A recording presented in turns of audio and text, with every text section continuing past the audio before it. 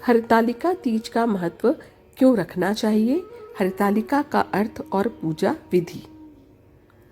हरितालिका तीज को कहीं कहीं तीजा भी कहा जाता है। यह व्रत सुहागिन महिलाएं अपने पति की लंबी उम्र और अखंड सौभाग्य के लिए रखती हैं। यह व्रत निर्जला रखा जाता है, यानी इस व्रत के दौरान पानी का एक बूंद भी ग्रहण नहीं किया जाता है, लेकिन किसी विशेष परिस्थितियों में केवल जल पीकर या फलाहार को खाकर भी यह व्रत रखा जा सकता है। मान्यताओं के अनुसार सर्वप्रथम माँ पार्वती ने भगवान शिव के लिए इस व्रत को रखा था।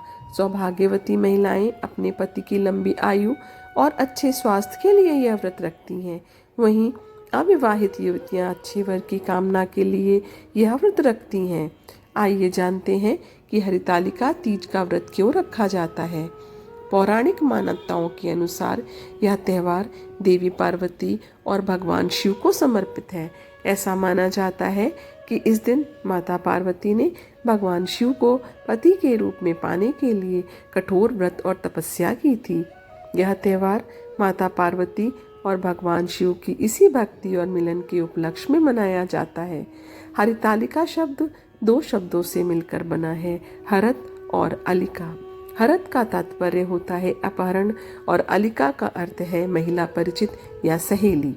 पौराणिक मान्यताओं के अनुसार देवी पार्वती ने मन ही मन भगवान शिव को अपना पति मान लिया था और वह हमेशा भगवान शिव की तपस्या में लीन रहती थी। जब वह गंगा किनारे बैठकर कठोर तपस्या कर रही थी, तब उनके पिता हिमालय ने उन्हें उस अवस्था में देखा तो उनसे रहा नहीं गया और उन्होंने माता पार्वती का विवाह भगवान विष्णु से करने का निर्णय ले लिया। लेकिन माता पार्वती इसके लिए तैयार नहीं थी, क्योंकि वह भगवान शिव को अपना पति मान चुकी थी।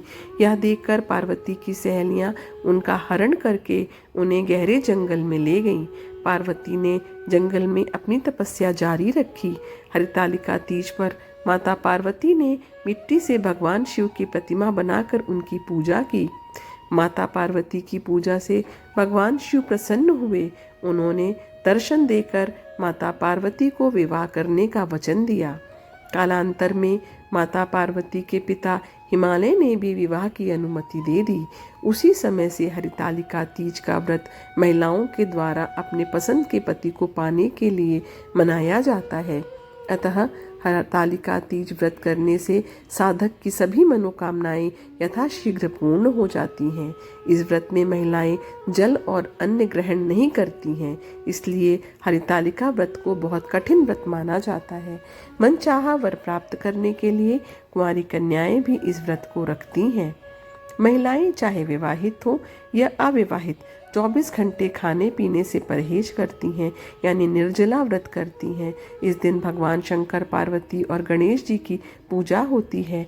घरों में अनेक प्रकार के पकवान व्रत के एक दिन पहले बनाए जाते हैं, जैसे बेड़मी, पूड़ी, रसीले, आलू, कढ़ी, खीर, घेवर, गुजिया, बाटी, ठेकुआ, अनरसा आदि। व्रत करने से पहले महिलाएं इसी तरह के स्वादिष्ट व्यंजन को खाती हैं। विवाहित महिलाओं को उनके परिवार से, उनके मायके और ससुराल से नए वस्त्र, आभूषण और श्रृंगार का सामान और सौंदर्य प्रसाधन आदि उपहार स्वरूप दिए जाते हैं। इस त्यौहार को मनाने के लिए महिलाएं अपने हाथों पर खूबसूरत मेहंदी लगाती हैं, हरी लाल चूड़ियाँ और बेहतरीन पारंपरिक परिधान पहनती हैं, जो कि लाल, हरे, गुलाबी, पीले आदि रंग के होते हैं।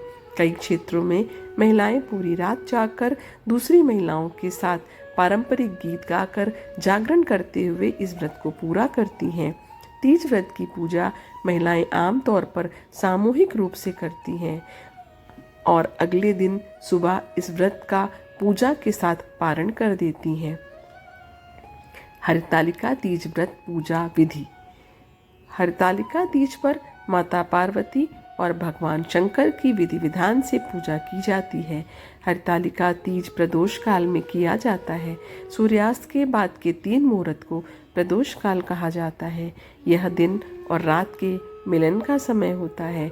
इस दिन भगवान शिव, माता पार्वती और भगवान गणेश की बालू, रेत और काली मिट्टी की प्रतिमा अपने हाथों से बनानी चाहिए।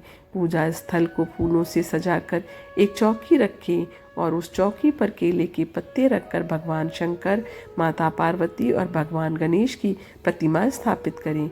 देवताओं का आह्वान करते हुए भगवान शिव, माता पार्वती और भगवान गणेश का पूजन करें।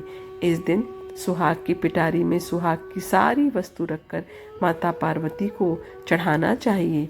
इसमें शिव जी को धोती और अंगोछा चढ़ाया जाता है। यह सुहाग सामग्री सास के चरण स्पर्श करने के बाद सुहागन ब्राह्मणी और ब्राह्मण को दान में दे देना चाहिए। पूजन के बाद तीज की कथा सुननी चाहिए। इस दिन रात्रि जागरण का खास महत्व होता है। आरती के बाद सुबह माता पार्वती को सिंदूर चढ़ाना चाहिए और ककड़ी हलवे का भोग लगाकर व्रत को खोलना चाहिए। हर हर महादेव, हर हर महादेव। यदि आपका कोई प्रश्न हो या किसी और प्रकार की जानकारी आपको चाहिए तो कमेंट बॉक्स में आप लिख सकते हैं तथा संभव जानकारी दी जाएगी। और आपको यह जानकारी पसंद आई तो कृपया करके मेरे चैनल को सब्सक्राइब कर लीजिए।